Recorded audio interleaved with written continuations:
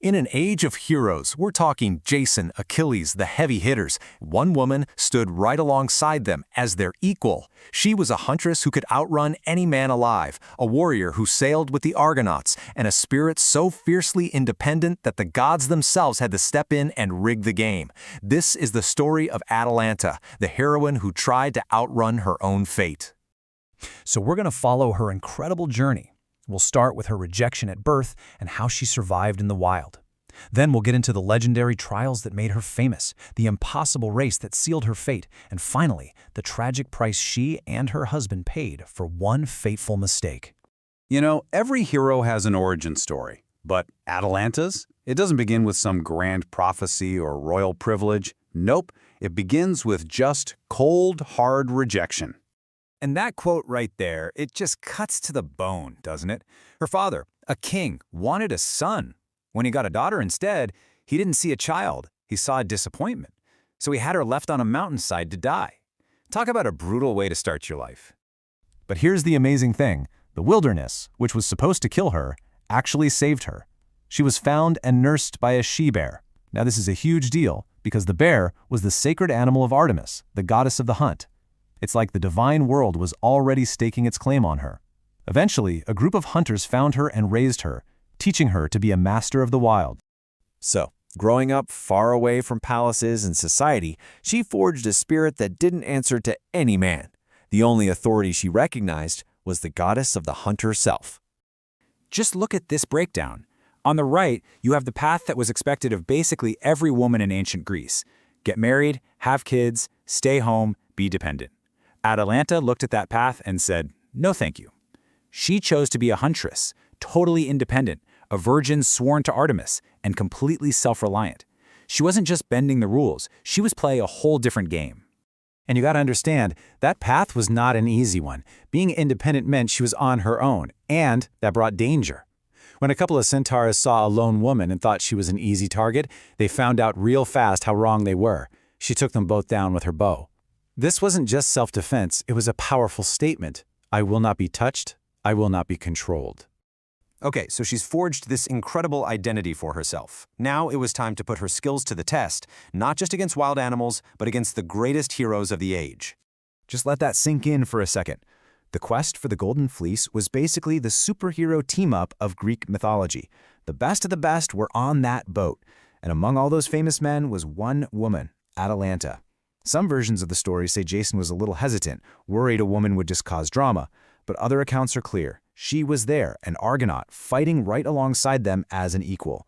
But her most famous adventure, that would be the Caledonian boar hunt. See, a king ticked off Artemis, so she sent this monstrous boar to tear up his kingdom. All the greatest heroes were called in, Atalanta included. And here's the key part.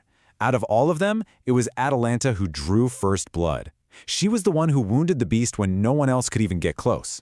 A hero named Meleager delivered the final blow, but he knew who deserved the real credit. He gave the boar's hide, the trophy, to her. But that act of respect made his uncles furious, sparking a fight that got so bad it ended up causing Meleager's own tragic death. And her skills weren't just limited to her bow and arrow. Oh no. At the funeral games for King Peleus, she got into a wrestling match with the hero Peleus. And if that name sounds familiar, it should. He was the future father of Achilles, and Atalanta won. She beat him.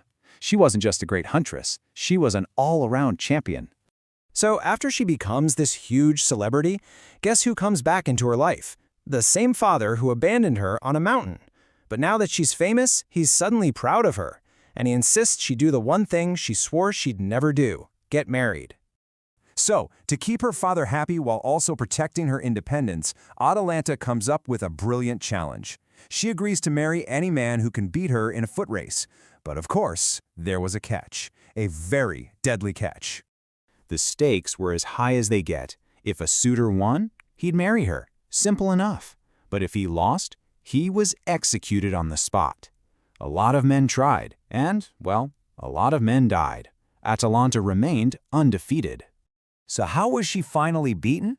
Not by speed, by divine intervention. A suitor named Hippomenes was smart enough to know he couldn't win fair and square, so he prayed to Aphrodite, the goddess of love, And let's be real, Aphrodite wasn't exactly a fan of Atalanta's whole vow of virginity thing. So she helped him out, giving him 3 golden apples that were literally irresistible. Every time Atalanta started to pull away in the race, he'd toss one of the apples. And even she, charmed by their divine magic, couldn't help but stop to pick them up. That hesitation was all it took. She lost the race. And so they were married. But a marriage that started with a god's favor was about to be destroyed by a god's wrath, because in their happiness, the new couple made a huge, fatal mistake. Hippomenes completely forgot to thank the one who made it all happen.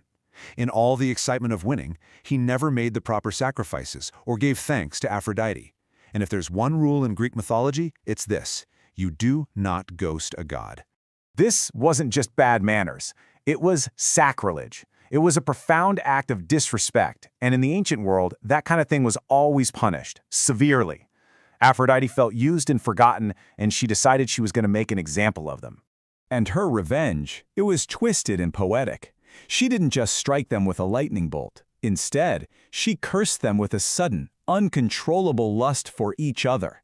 It was so overwhelming that, while they were out hunting, they couldn't control themselves and ended up desecrating a sacred temple, some say of Zeus, some say of Cybele, by making love right there inside it.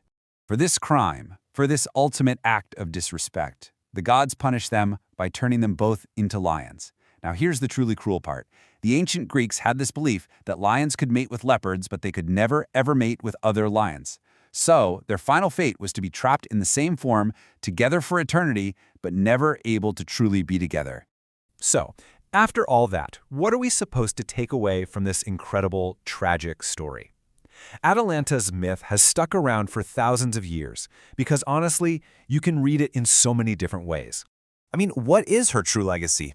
Is she this amazing symbol of female independence, pushing back against what society demanded of her? Is she simply a hero whose skills were on par with anyone's? Or is she a tragic victim, just a pawn caught between the wills of Artemis and Aphrodite? You could even see her whole life as a cautionary tale, a warning that no matter how fast or strong you are, you can't defy the gods. And that's really the question I want to leave you with. Was Atalanta a trailblazing icon who lived life on her own terms in a world that desperately tried to put her in a box? Or was her story always meant to be a tragedy, a lesson that no matter what you do, destiny, whether it shows up as 3 golden apples or a lion's curse, is eventually going to catch up with you?